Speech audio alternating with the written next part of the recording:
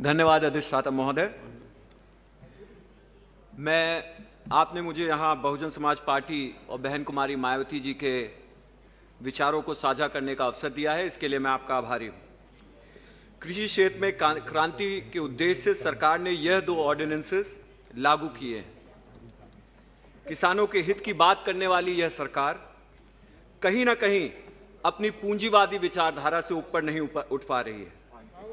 इन तीनों अध्यादेशों को लेकर पूरे देश में जनाक्रोश उठ रखा है और यदि कोरोना का कवच न होता तो यह जनाक्रोश दिल्ली की रोडों पे जरूर आया होता। मैं आज इस बिल के 4 मुद्दों पर अपने विचार इस सदन के समक्ष रखना चाहता हूं।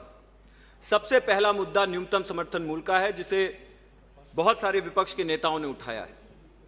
आदरणीय अधिष्ठाता महोदय, इस सरकार का चुनावी वादा रहा है कि किसान की आय को दोगुनी किया जाएगा और उसी फॉर्मूले से अगर हम चलें तो न्यूनतम समर्थन मूल्य को भी दोगुना होना चाहिए।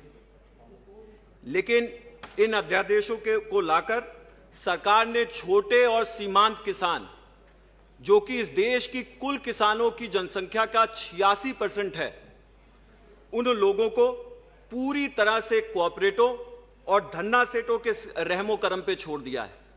और इन छोटे और सीमांत किसानों में दलित, आदिवासी, ओबीसी और अपर कास्ट के भी गरीब समाज के लोग हैं जो छोटी खेती में काम करते हैं। फार्मर्स एम्पावरमेंट अध्यादेश के धारा 5 के अनुसार न्यूनतम समर्थन मूल्य को निष्प्रभावी किया जा रहा है, जो कि किसानों के साथ घोर अन्याय है।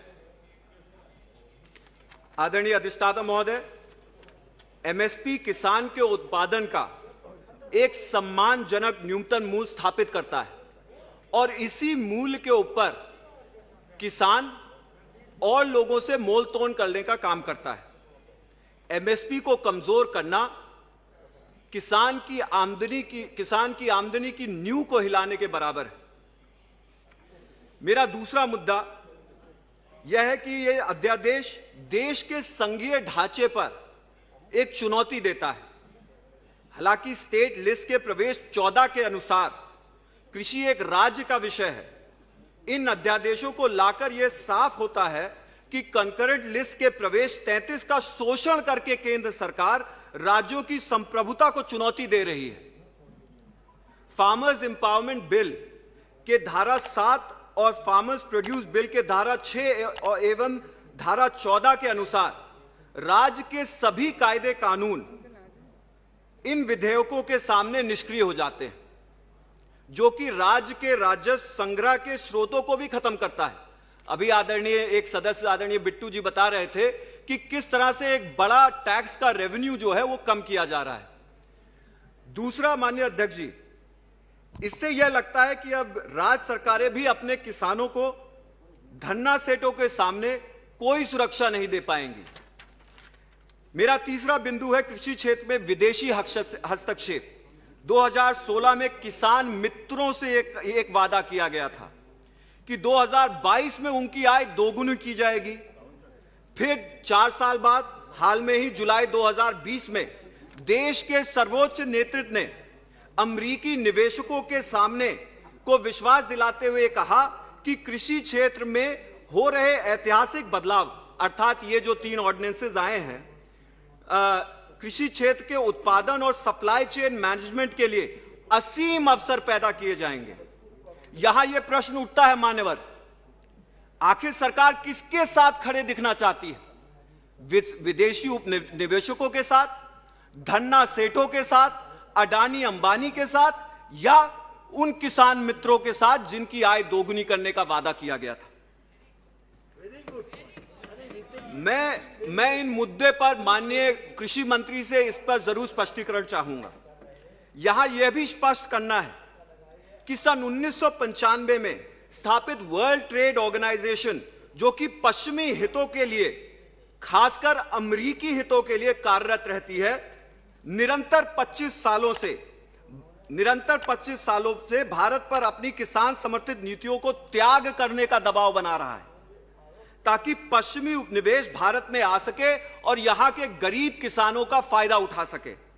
आज ऐसा लगता है कि 25 साल बाद WTO के दबाव के सामने सरकार नतमस्तक हो गई है। सरकार को अपने ही आंकड़ों के अनुसार कॉन्ट्रैक्ट फार्मिंग केवल और केवल नगदी फसलों को प्रोत्साहन देती है, यानी कि कॉन्ट्रैक्ट फार्मिंग कैश क्रॉप को ही प्रोत्साहन देती है। जैसा कि पंजाब में मालटिंग बाले के बारे में है, गुजरात और मध्य प्रदेश में 2 मिनट्स सर, फिनिश। गुजरात और मध्य प्रदेश में और कॉटन है और उत्तर प्रदेश में यूकलिप्टस। Please conclude. या just give me 1 minute sir.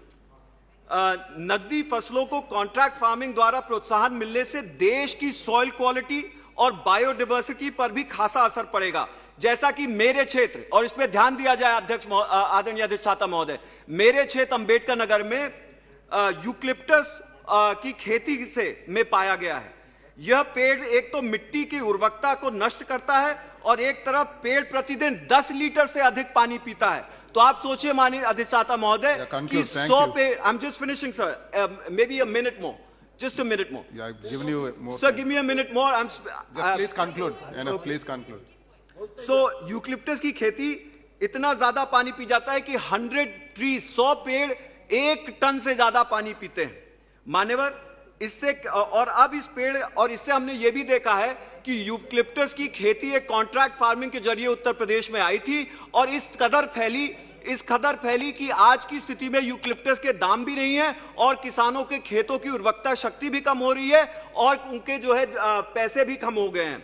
मैं आखिरी में माननीय अध्यक्ष जी, माननीय अधिष्ठाता महोदय, अंत में मैं यही कहना चाहूंगा, बहुजन समाज पार्टी और बहन कुमारी मायावती जी का यह मानना है कि भारत सरकार की नैतिक जिम्मेदारी है कि वह देश के किसानों को धन्ना सेठों से और कॉन्ट्रैक्टरों से सुरक्षित रखे। इसलिए अत्यंत ही जरूरी है कि देश के किसानों द्वारा इन अध्यादेशों के खिलाफ उठाई जा रही आवाज को संज्ञान में लेकर किसानों के हितों में बिलों में बदलाव लाने का काम किया जाए। आखिरकार सरकार को यह नहीं भूलना चाहिए कि अन्नदाता ही सबसे बड़ा मतदाता है। धन्यवाद आदरणीय अधिष्ठाता।